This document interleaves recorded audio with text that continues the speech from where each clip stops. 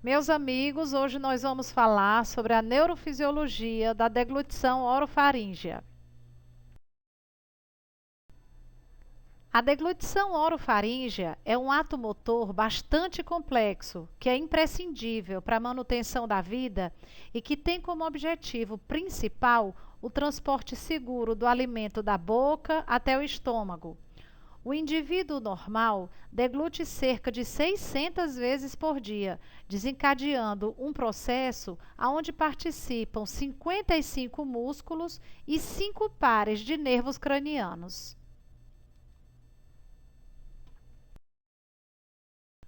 Os pares cranianos envolvidos no processo da deglutição são o quinto par, ou nervo trigêmeo, que participa da mastigação, gustação e sensibilidade da cavidade oral. O sétimo par, ou nervo facial, que assim como o trigêmeo também age sobre o processo da mastigação, gustação e sensibilidade oral. O nervo glossofaríngeo é o nono par e influencia as estruturas velofaríngeas e a sensibilidade da orofaringe. Temos ainda o décimo par craniano, que participa do processo da deglutição, com a inervação motora de toda a laringe e é responsável também pela sensibilidade da hipofaringe e da laringe.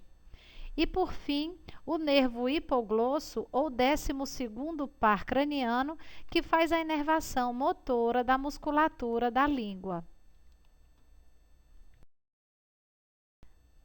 A deglutição orofaríngea se divide em duas fases que são sincronizadas, sequenciadas e coordenadas entre si, e que são denominadas de fase oral, que é influenciada principalmente pelo córtex cerebral, e a outra é a fase faríngea, controlada em sua maior parte pelo tronco cerebral, aonde fica o centro da deglutição, mais precisamente localizado no bulbo, que está aqui.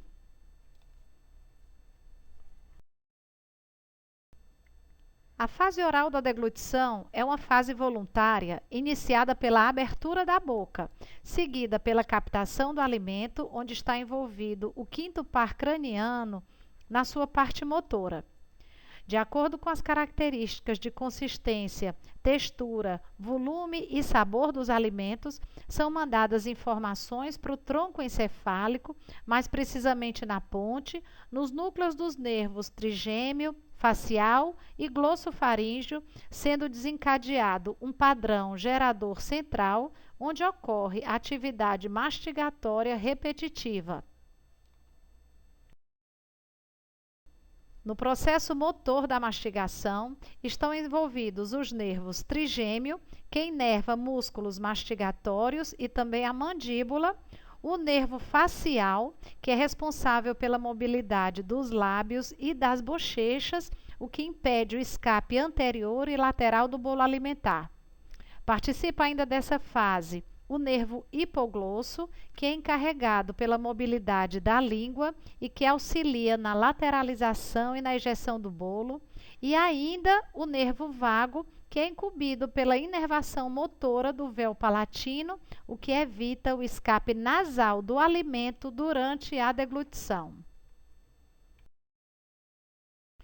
Quando o bolo é propulsionado ao final da ejeção, o dorso da língua toca o palato mole, desencadeando a resposta faríngea da deglutição, conhecida como reflexo da deglutição, dando início à fase faríngea, aonde a via respiratória é transformada em via digestiva, sendo essencial que a mesma seja reflexa, visando a proteção da via aérea inferior e impedindo a penetração do alimento no pulmão. O reflexo de deglutição é desencadeado através da participação da porção sensorial dos nervos facial e trigêmeo, que inervam o véu palatino e a faringe. Também participam desse processo o nervo glossofaríngeo, que é responsável pela sensibilidade do terço posterior da língua, da úvula e do véu palatino, e pelos nervos vago e glossofaríngeo, que em conjunto atuam no input sensorial da faringe e da laringe.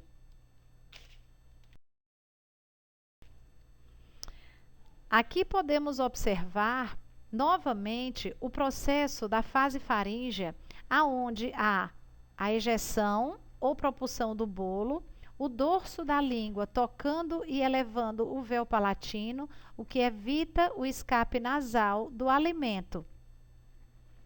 O reflexo da deglutição, ele é disparado e há a adução das pregas vocais, que são inervadas pelo nervo vago, e a elevação e anteriorização da laringe, o que faz com que a epiglote feche a via aérea inferior, evitando assim a entrada do alimento no pulmão e favorecendo o caminho seguro do bolo alimentar do esôfago até o estômago. Aqui temos um esquema representando ainda a fase faríngea, onde nos mostra que as informações sensoriais são enviadas para o bulbo, ativando a coordenação e a sequência dos movimentos da musculatura efetora da fase faríngea, ocorrendo inicialmente a elevação do véu palatino através do comando dos nervos trigêmeo, glossofaríngeo e vago. Em seguida, ocorre a contração faríngea através dos nervos glossofaríngeo e vago, que impulsionam o bolo em direção ao esfíncter esofágico superior. Concomitante a essa ação, a elevação e a anteriorização da laringe, com a adução das pregas vocais, como já foi dito, inervadas pelo nervo vago e protegendo dessa forma a via aérea inferior da penetração do bolo alimentar. Algum distúrbio em qualquer fase do processo da deglutição, com sinais e sintomas específicos, é considerado como quadro de disfagia. A função principal da deglutição é a nutrição segura, bem como a hidratação segura do indivíduo. Dessa forma, os principais riscos advindos do quadro de disfagia são a desidratação, a desnutrição e, num grau mais severo, a aspiração do alimento, o que pode levar o indivíduo, inclusive, a óbito. Dessa forma, a disfagia deve ser valorizada e tratada, mesmo em seu grau mais leve, por uma equipe interdisciplinar e especializada, que idealmente conta com a presença do médico, do fonoaudiólogo, de um nutricionista e, quando necessário, de um psicólogo. Comprovadamente, os resultados são melhores quando o indivíduo é assistido de forma integral, obedecendo aos preceitos do nosso Sistema Único de Saúde. E obrigada.